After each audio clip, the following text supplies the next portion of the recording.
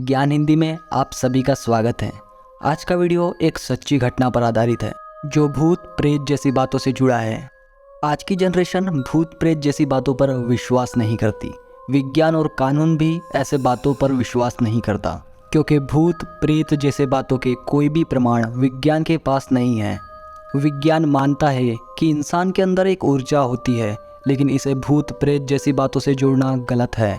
किसी भी देश का कानून ऐसी बातों को मान्यता नहीं देता, इसे अंधश्रद्धा का नाम देता है।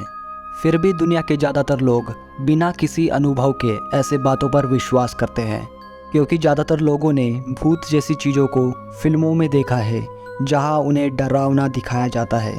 कुछ लोगों के अनुसार भूत एक ऐसे इंसान की आत्मा होती है जिसकी मरने से पहले अधूरी इच्छा रह जाती है, और इसलिए मरने के बाद भी उसकी आत्मा अपनी इच्छा पूरी करने के लिए भटकते रहती है। और भूत प्रेत से जुड़े कुछ हादसे ऐसे भी होते हैं जिन्हें चाहकर भी झुठलाया नहीं जा सकता। वीडियो आगे बढ़ाने से पहले बता दें, इस वीडियो का मकसद भूत प्रेत जैसी बातों को बढ़ावा देना बिल्कुल भी नहीं है। वीडियो में दी गई जानकारी हमने इंटरनेट से ली है। तो चलिए ज्ञान हिंदी के साथ इस डरावने सफ़र पर जानते हैं एक सच्ची भूतिया घटना के बारे में। बात है शिकागो शहर, अमेरिका, 21 फरवरी 1977 की, जब शहर के एक बिल्डिंग के 15वें माले पर आग लग जाती है, जिसकी खबर फायर डिपार्टमेंट को भी की जाती है। कुछ ही देर बाद घटनास्थल पर फायर डिपार्टमेंट आ जाते हैं। आग 15वें माले के एक अपार्टमेंट में लगी होती है। फायर फाइटर्स आग को शांत करते हैं।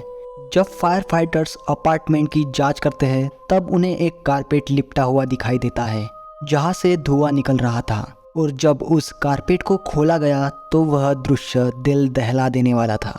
उस कारपेट में एक महिला की लाश थी जिसके शरीर में कोई भी कपड़े नहीं थे और उसके सीने में एक खंजर घुसा हुआ था।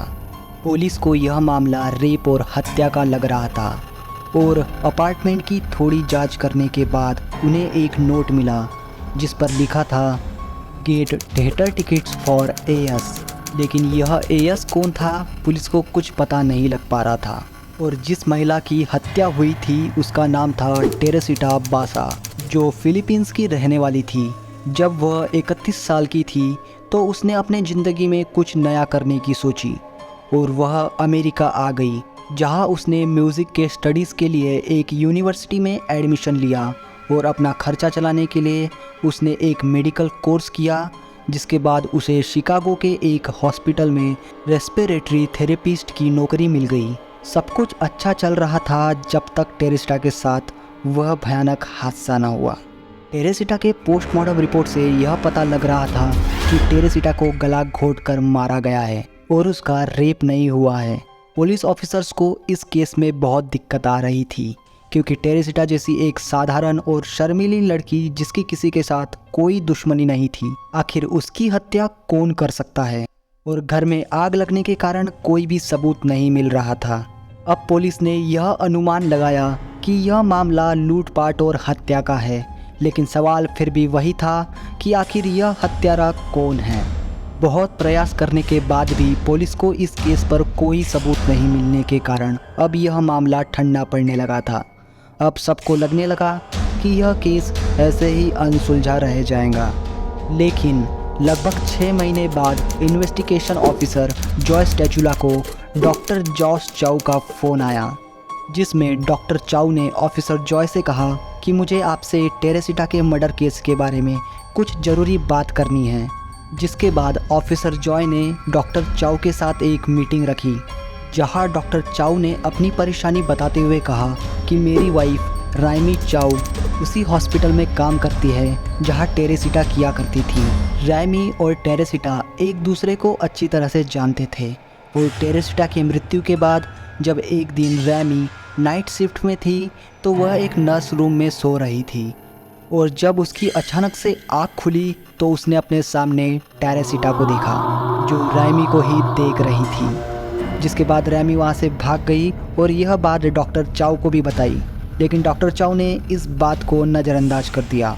डॉक्टर चाउ को लगा रैमी को बस एक भ्रम हुआ है, लेकिन उसके बाद से रैमी रात को अजीबोगरीब हरकतें करने लगी थी और मोटी आवाज़ में खुद को टेरेसिटा बता के कहने लगी, कि मेरा मर्डर हुआ है, मुझे इंसाफ दिलाओ। और डॉक्टर चाउ ने इस बात को भी सीरियसली नहीं लिया। लेकिन कुछ दिन बाद डॉक्टर चाउ को अपने वाइफ रैमी के बेडरूम से जोरों की चीख सुनाई दी। और जब डॉक्टर चाउ ने बेडरूम में जाकर देखा तो रैमी शांति से सो रही थी और कुछ बड़बड़ा रही थी। जब डॉक्टर चाउ रैमी के पास गए तो रैमी ने फिर अजीब आवाज़ में कहा कि आपने अभी तक पुलिस को क्यों नहीं बताया कि टेरेसिटा का मर्डर हुआ है और उसका कातिल एलन शोरी अभी भी आज़ाद घूम रहा है। रैमी कहो कि उसके अंदर की आत्मा टेरेसिटा ने गुस्से से डॉक्टर चाउ को कहा, अगर आपने यह बात पुलिस को नहीं बताई तो मैं रैमी की जान ले लूँगी। डॉक्टर चाउ ने घबराते हुए कहा कि आखिर मैं पुलिस को क्या ही बताऊंगा कि मुझे टेरेसिटा के आत्मा ने अपने कातिल का नाम बताया है। कानून ऐसे बातों पर बिल्कुल भी विश्वास नहीं करता और किसी भी व्यक्ति को सिर्फ शक के आधार पर सज़ा नहीं दी जाती और हमारे पास कोई भी सबूत नहीं है। जिसके बाद रैमी या उसके अंदर की टेरेसिटा के आत्मा ने कहा कि एलन शोरी ने मेरी हत्या की है, उसके बाद उसने मेरे गहने भी चुरा लिए थे और एलन ने यह गहने अपने गर्लफ्रेंड को दिए हैं। जिसके बाद टेरेसिटा के आत्मा ने डॉक्टर चाउ को कुछ लोगों के नाम और नंबर लिख के दिए और कहा यह वही लोग हैं जो मेरे करीबी है, जो इन गहनों की पहचान करा सकते हैं। और यह सारी जानकारी लेकर डॉक्टर चाउ ऑफिसर जॉय के पास आए थे। जिसके बाद ऑफिसर जॉय को याद आया कि टेरेसिटा के घर पर भी एक नोट मिला था जिसमें एयस का जिक्र था और यह एयस कोई और नहीं एलन शोरी ही है। यह पुलिस को पता लग चुका था। पुलिस को जांच में पता चला कि एलन शोरी उसी हॉस्पिटल पर काम करता था जहां टेरेसिटा करती थी और हॉस्पिटल में काम करने के साथ साथ एलन एक इलेक्ट्रीशियन भी था। जब पुलिस ने एलन से बात की तो उसने गड़बड़ी में यह बात उगल दी कि वह 21 फरवरी की रात टेरेसिटा के अपार्टमेंट में गया था क्योंकि टेरेसिटा ने उसे अपने घर की टीवी ठीक करने के लिए बुलाया था, लेकिन उसके पास ज़रूरी टूल्स ना होने के कारण वह वापस घर आ गया और उसके बाद टेरेसिटा के साथ वह हादसा हो गया। पुलिस ने एलन के गर्लफ्रेंड के बारे में उसे कुछ पूछा और छोड़ दिया। जिसके बाद पुलिस एलन के गर्लफ्रेंड से पूछताछ करने गई, जहां उसे पूछा गया कि कुछ महीनों पहले क्या एलन ने तुम्हें कोई ज्वेलरी गिफ्ट में दी थी। तो एलन के गर्लफ्रेंड ने कहा हाँ, और जब ज्वेलरी की जांच की गई तो वह टेरेसिटा की ही ज्वेलरी होने का दावा किया गया। जिसके बाद पुलिस ने बिना कोई वक्त जाया करे एलन को गिरफ्तार किया और कोर्ट में पेश किया।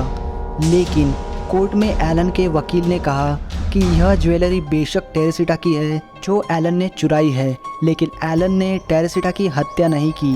पुलिस के पास सारे सबूत चोरी के थे, ना कि हत्या के। इसके बाद एलन को चोरी की सज़ा सुनाई गई और उसे रिहा कर दिया गया। कानून भूत प्रेत जैसी बातों पर बिल्कुल भी विश्वास नहीं करता, इसलिए एलन को सिर्फ चोरी की ही सज़ा दी गई थी। एलन फिर से आज़ाद घूम रहा था और कुछ दिन बाद टेरेसिटा की आत्मा फिर से रैमी के अंदर आ गई और रोने लगी। डॉक्टर चाउ से इंसाफ मांगने लगी।